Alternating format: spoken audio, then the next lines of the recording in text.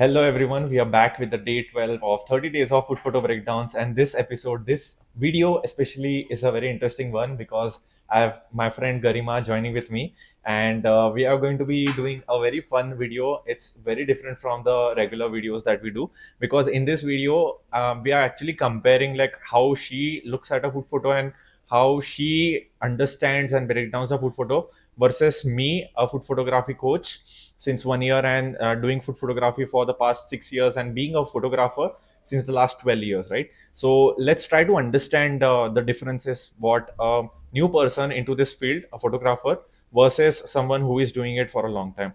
By the way, to give some more context, Garima is actually a designer and an artist, so she already has that visual aesthetic sense. But we'll just try to understand, like, from both of our differences in perspectives, how can we break down this food photo, right? So Garima, are you ready? Yes, perfect. So we have this photo in front of us. So what do you think, where is the lighting coming from in this picture? Uh, I guess the lighting is coming from the left Okay. side Okay. of the frame. Okay. Like from here, left Yes, side, yes. basically. And But why then do you it's make it? not the top.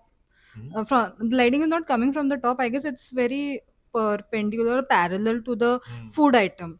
Mm-hmm. So probably I guess they have. It's like a window which is open, or the light source Okay. is from the ground rather than from the top. I see. I see. Okay. So you are saying that there's a window which has which is from the ground up. It's not a basically, what are those called? Those windows where it's the whole, the wall from the bottom to the top, right? Do you Yes. suggest those kind of windows, or is it like a proper traditional type of window where it's like at the height, at the hip height? I guess it's a traditional type of a window, Okay. but again, I guess they have tried the person who is clicking the picture has tried Mhm. to portray it as if there's a window. Mhm. There's not really a window because the lighting is pretty good for to for a natural source. I guess Okay. I'm not Okay. sure, but yeah. So Okay. maybe they have tried to show as if the light is coming from a window, but Mhm. originally there is like a artificial source of light. Got it. Got it. Yeah, that's a good observation. And we cannot truly tell if it's an artificial light source or a sunlight. We definitely can get some clues if we zoom in and look at the highlights and the shadow. By the way, I'm so curious, like, why do you say it's a short? How do you get that idea? Ki, like, the light is coming from that direction, from the left side, and not right side or bottom or top. What do you think? Probably because of the shadow placements, like from Mhm. where shadow. So, being an artist, I do know like when we are sketching and everything, so we have to draw a light. So, we have to imagine a light source, and then on the opposite side where the product or the object is, Mhm. there's shadow. There's always we shade a darker shade over there. Mhm. So, from that, I figured that since the shadow of each object is on the right of the picture, Mhm. therefore, I guess the left has some light source. Amazing, amazing. That's very spot on, right?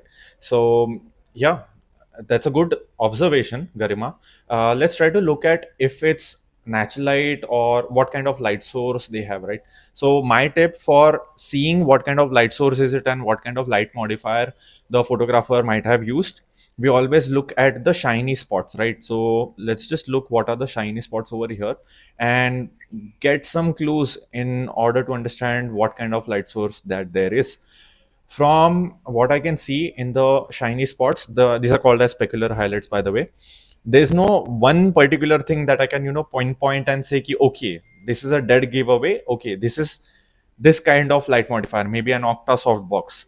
So it's not a dead giveaway over here, right? So it's very ambiguous. You don't understand what kind of light modifier there is, but we can make a just a second. Yeah. So if you can see this picture, it might be an artificial light source, it might be a sunlight as well. But what we can definitely say that it's a, what do you think? Is it like a harsh light or soft light, according to you? I guess harsh light. Okay. Okay. Right. So whenever you want to make a decision on whether it's harsh light or soft light, always look at the shadows. Are the shadows do the shadows have a sharp outline, or are they gradual and very, soft and diffused? What do you think after telling that clue? Is it a harsh light? Is it a soft light? What do you think? I, I don't know. I feel like still sticking to the hard light, harsh light. Good, good. And definitely, it's not black and white. There's a gradient, right? It's not truly harsh or truly soft. What defines the harshness and softness is two, three parameters, which I also share in my live coaching program.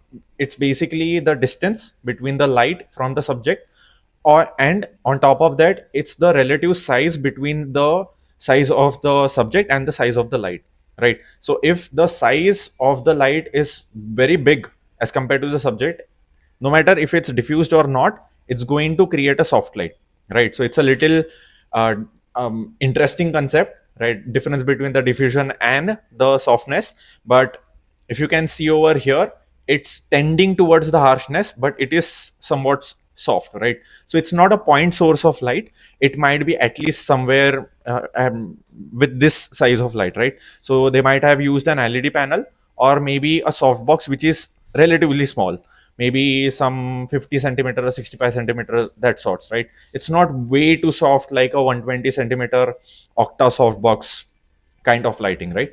So that's how it can say, like, it's a gradient between the harsh and, so if it's harsh and this is soft, this light is somewhere over here. It's not truly harsh, it's not truly soft.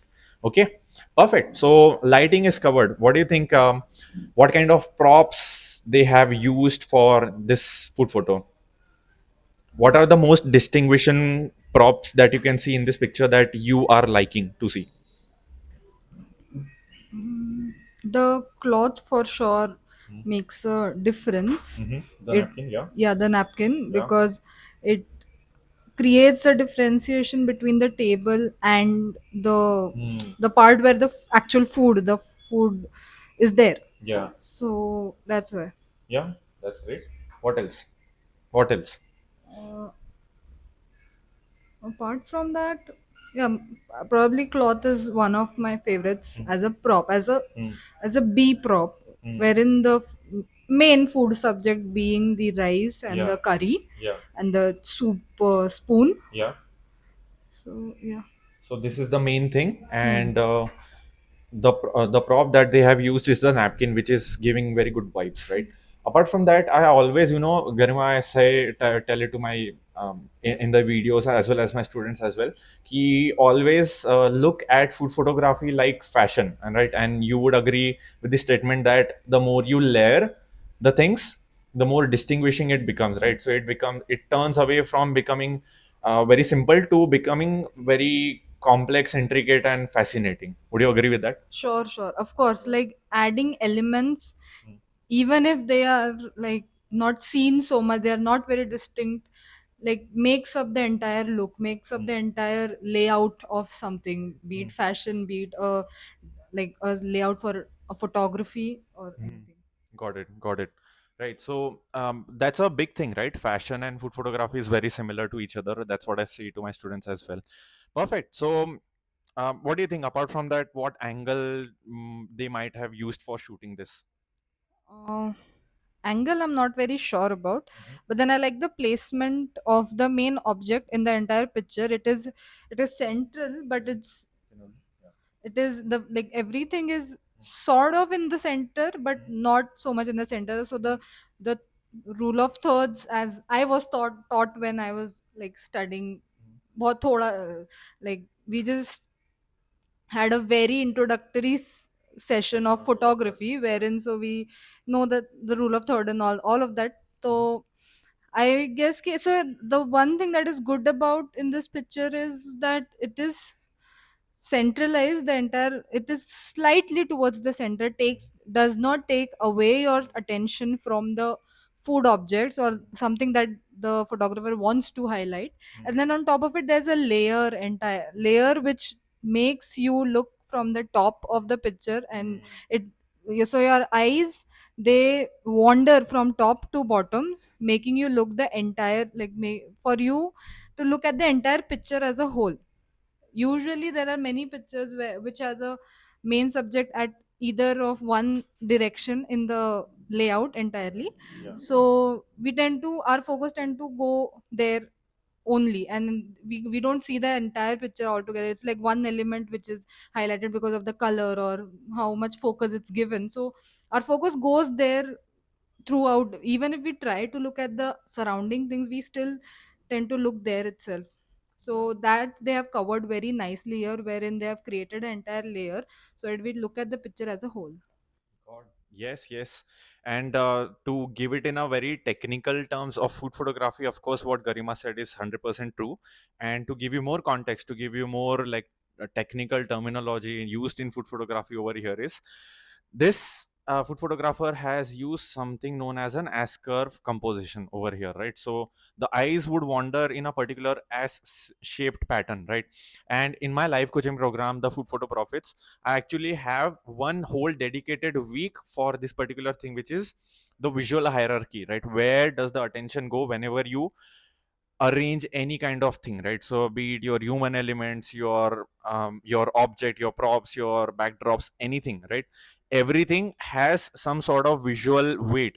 So you need to understand how to arrange those visual elements in a proper ranking order which makes sense for the viewers to see, right? It should not be too crowded, too and too messy as well, right? It should have a nice pattern, it should have a nice flow, and therefore you get a proper food photo which looks something like this. And I'm a little hungry right now, by itself, and if, after looking at this picture, I am double hungry, right? What do you think? Are you hungry as well? Yeah, of course. Perfect.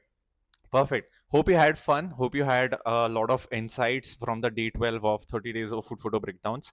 And I have a 7-day food photography challenge in which I tell you how do you shoot amazing food photos just like this with using your mobile phones in the next 7 days, right? So if you want to get better food photos in the next week, check out the link in the description. I'll see you tomorrow for the day 13. See you. Bye.